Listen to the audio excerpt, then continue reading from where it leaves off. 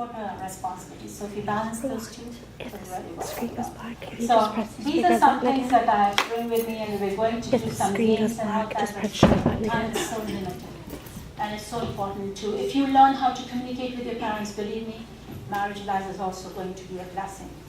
Otherwise, when you're upset, you go to shopping and your husband opens the television because he cannot communicate. Put the television on and you come back after shopping 3 hours, the husband is still on the television communicating with the TV. So I tell my husband, when the BB is there, there's no TV. So B and B, T and B. So let's inshallah. I make dua, and I say, well, asrin lal insana fi khusr allazina amanu wa amilu salihat wa tawasaw bil haqq wa tawasaw bis sabr. So if we can teach each other the goodness, may Allah really reward us. Then time is going to be so fast. I met Sally today, and I was like, few kids were 2 years old, 3 years old, and look at them. So time is going to go very fast, and inshallah we'll value it. Jazakallah khair. Assalamu alaikum.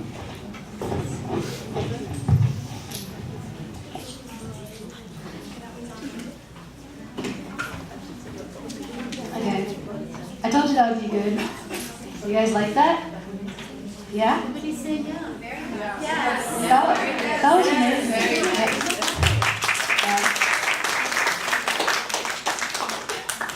I was in your favor. I thought you all would say yes louder. Yeah. Okay. So, thank you, Sister Yasmin. Now, we're going to move on to Sister Jillian. She is the UMF Operations Manager, and she's going to be talking to you guys about how to be involved. Yeah?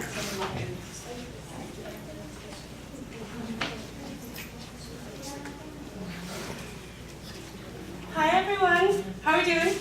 Well fed? Enjoy the discussion? Yeah. Awesome. Assalamu alaikum to everyone. I know we've all been greeting each other, but I really enjoyed meeting all of these new faces today. Thank you so much for speaking, Yasmin, and I know Khadijah's not here, and Sally did an amazing job. I really enjoyed that, everyone. I enjoyed everything that I've heard today. I've enjoyed the Quranic recitations. I've learned so much. Speaking of things I have learned, at the end of the event, before you leave, if you could take a photo of yourself, a selfie, or a scala, self-capture, in front of the UMF sign, and hashtag I learned. And write what you learned today. We want to know. What did you learn? What did you like? And then you'll see on the sign, but our @ is @UMF786. It'd be awesome if you would tag us so we could get a little recognition. But we really just want to learn about what you liked today. What did you learn? So hashtag I learned. And you can post on Twitter, Facebook, Instagram, even just do a Foursquare check-in. We don't care as long as you're posting something about what you learned so we can see your feedback. It's kind of like a survey. All right, so UMF, we all know why that's our organization that's here today. We are about uniting, educating, and community service. Today we're uniting as mothers and daughters. Our education focus is about upcoming university life, or our current university life for some of us. And our community service aspect today is that you can volunteer with UMF. We have awesome volunteer opportunities with our hunger team, where we have programs where we fill pantries. We partner with Midway Elementary School, and we are stocking pantries and bringing books and school supplies there. We bring food to the Remington Inn's public housing. We bring food to the Rescue Outreach Mission. We also have a breakfast club once a month, maybe inshallah moving to 2, so we can have one at Remington and one at Rescue Outreach Mission in the coming months. We have our guides program where girls who are a little bit younger than you guys, 14 and under, it's 4 to 14, and boys have a program that focuses on Islam and something that's going on in their life. So this year's theme is animals and the Quran, and we are focusing on all different animals and different aspects of the Quran. And for example, we talked about the camel, we talked about the honeybees, we talked about birds, and the children learned community service by making owl houses. So there's all kinds of lovely groups going on there, and we need people like you to volunteer to help run these groups at the guide sessions. If you're interested, there are membership forms on the table out back and UMF pens. Please feel free to sign up and take a pen. If you're interested in donating, there's a donation box. We're completely donation-based. That's how we run. So if you'd like to make a donation, please donate generously. There's a box out back. And if you'd like to get a t-shirt in exchange for your donation, please let me know. And I have t-shirts available and samples of what they look like are on the table. In addition to that, I thought I'd talk a little bit, since we have about 10 minutes for me to talk, about my own college experience. My background before I came to UMF was really, really heavy politics. I worked for the president. I previously worked on his campaigns. I was a senator campaign manager, very similar to Sally. I was teaching Arabic. I worked at Girl Scouts. I'm very heavy in that sort of range of volunteering with women and working in politics, and it's tough out there, and it takes a while to get to that point. What I did in college was not usual. I converted. I'm not a born Muslim. I started at community college because I didn't know who I was. I was like, I don't know what I want for a major. Maybe I want to do fashion design. Maybe I want to be in writing. Couldn't decide. Went to community college, decided I wanted to go into politics after working at a consulting firm for the Obama campaign. And I had the opportunity to join a Catholic campus ministry when I went to my state school in North Carolina. And the ministry was fabulous. I loved doing outreach. We actually partnered with one of the things UMF does, the Gleaning Project with St. Andrew's Catholic Church. It's something that I actually did in North Carolina because they have a facility there as well. And I loved doing those programs. It was so much fun to see the community. But I always felt out of place and a little uncomfortable. And I had a scholarship through the diocese, and I had some health issues and had to drop out of university temporarily, which was just heartbreaking for me that I'd be graduating a year late. But my priest was there for me, and we talked, and he told me he would be leaving Christianity and becoming a Muslim. And he returned to Colombia and became a Muslim who gave dawah there, and I was like, boy, if someone can give up their entire life to be a Muslim because they're that devoted to it, why am I hesitating? Why am I not being my full self? If that's what I've researched and that's what I want to do, I should do it. So what I learned out of that experience is the number one thing in college is to be yourself. The second thing is to try to figure out what that is. We're always saying, oh, I'm going to college to learn who I am, or I'm studying abroad to learn who I am. Your entire life is finding out who you are. It's not just in college. It's not like, oh, I got to college and I know I'm going to be a hijabi and I'm going to get married by the time I'm 25 and I'm going to be a doctor and it's going to be fabulous. I'll have 8 kids. You know, like that's your plan. Like you're all set, all done. You just need to find that guy. But that's not how it is. You're always working and always growing. I mean, I still write on the side, I still sew on the side, I still have all these other passions, but I learned that charity work is really where my heart's at, not politics. Through my career, not necessarily through college. So I continued to grow and change after I graduated. Well, in college, I discovered that as a Catholic and as a Muslim, there's a bubble. We get in our religious bubbles, we're in our religious clubs, and we're like, I'm fabulous, I'm doing community service, and I meet all these great people, and I go to Mass, and I go to Juma, and it was just insular, and I needed to learn more about other people. So I went to UniTea events similar to this at my college, and I got to meet people who had families in transition, people who had mentally handicapped parents that they took care of while they were going to school.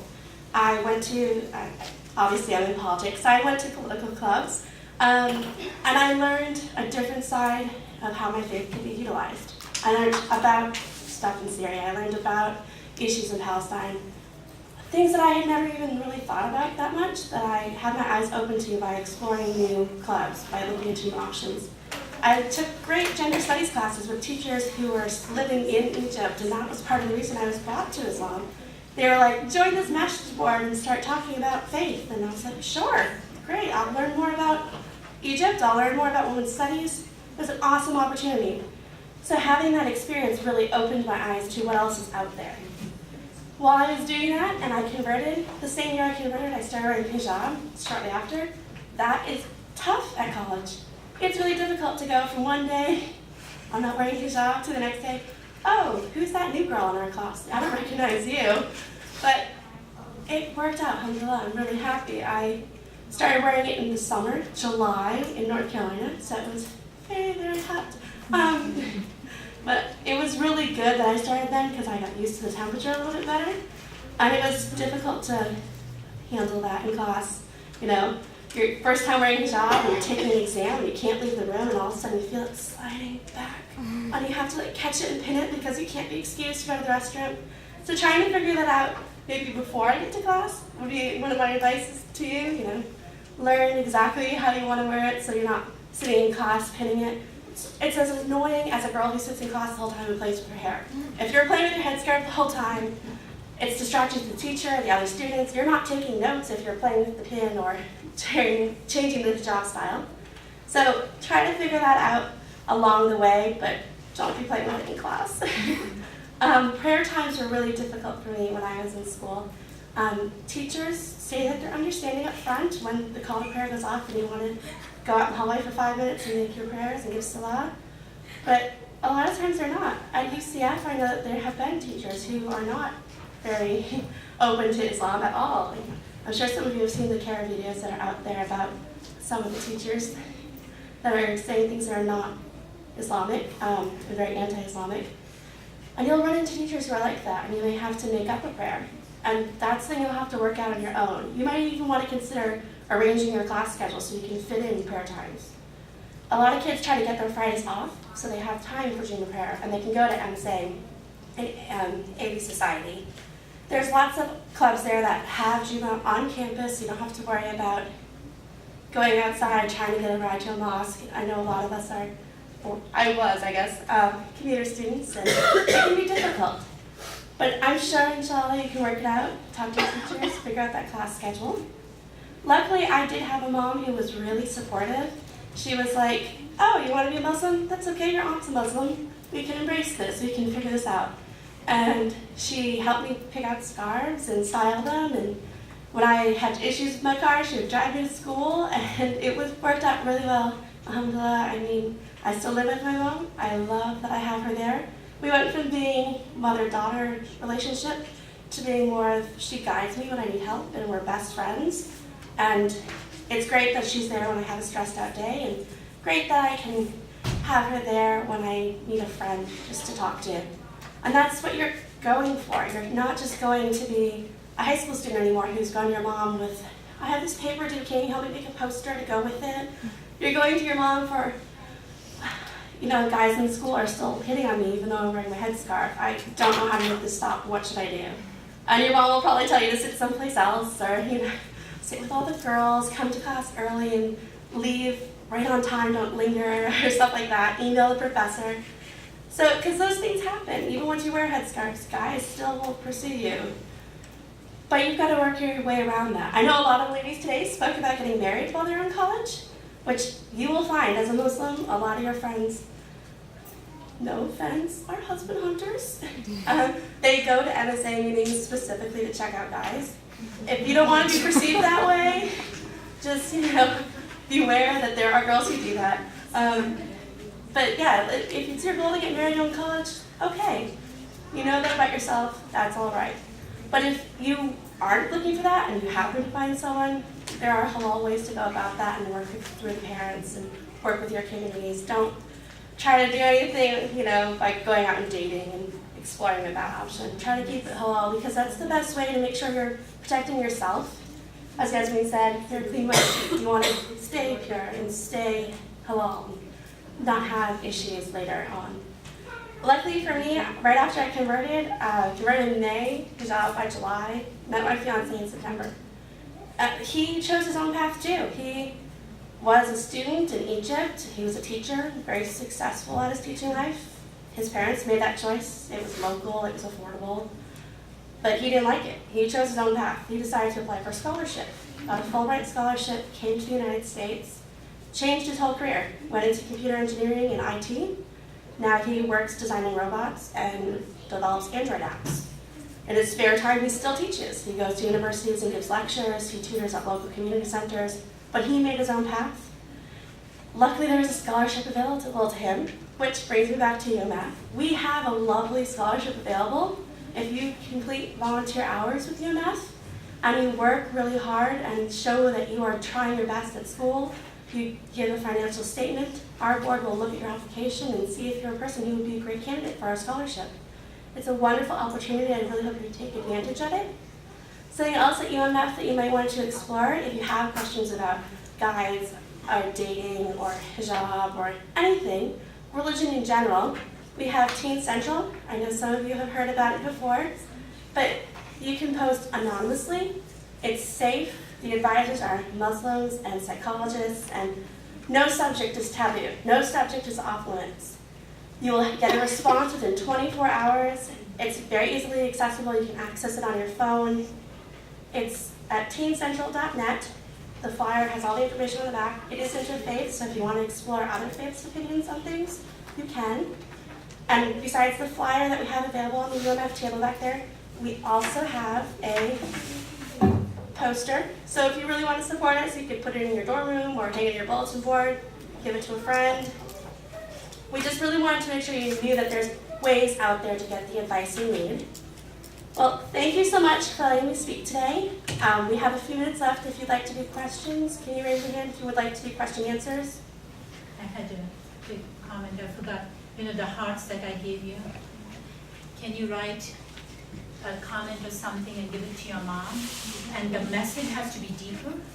What do you want it to do for you? For example, Mom, be a little more, whatever did you have there? Understanding. Understanding, Yeah. right? So then you can put down, Mom, I love you because you're so understanding, even though she's not. You give the message that you want us to do for you, okay? It's not sarcasm, but I just want that message to be from your heart. The heart is for love, right? And our heart is also something that guides our lives. In Islam, the heart is very important, more important than our mind. And I also want to do one more thing. I want to acknowledge my daughters who came here, traveling out of town, just to support me. So I just want them to come and give me a hug. Because they told me, please do not put us on the spot. So, I'm not obedient to them, but I just want to kind of demonstrate how physical touch and love is so important. Sometimes we are the most nastiest kid, but that love can bring you back, right? Or the mom is more angry and more like a lioness, but can give you a hug. Come on, give you a hug. It's okay, you wrote it up. If you'd like to take your picture with your mom when you do the hashtag, I learned that would be so awesome. That would be great. So. Sarah will give a speech briefly to close us out. But if you have questions, please come and talk to the panel. We'll be here until 12:30, but we do need to start cleaning up as soon as Sarah's done.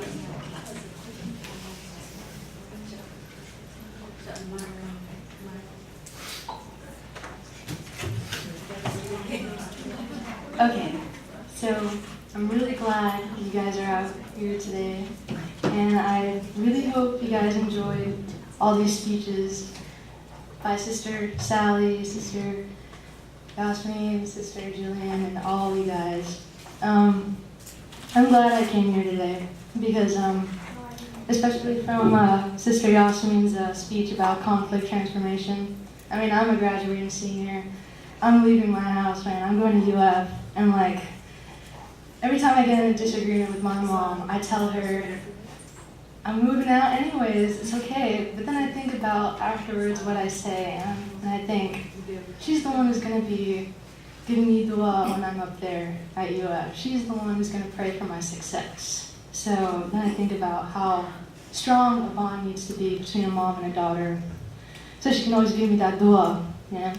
So I hope you guys really learned a lot from this event, you girls over there, and you moms, all here today. I think we should all thank Masumanti today for organizing this event, and everybody else who took part in organizing this event. So, Jillian and Cara, who yeah, really and pulled it off. Sister Jillian, Farah Auntie, and I guess my mom too. Because then she'll get mad at me at home if I don't. But yeah, so you guys all have these membership forms on your tables right now. I suggest you all fill it out because I know you guys want to be members of UMF. because it's a great organization and foundation. So yeah, I hope you all learned a lot today, and I'm glad you all came. And with that, I conclude. If time permits, then I guess we can play the game that Sister Yasmin was talking about. Would you like to play the game? Yes. Sure. Go ahead with the game. I'm going to start doing some cleanup while you play the game. Do you need help with this game?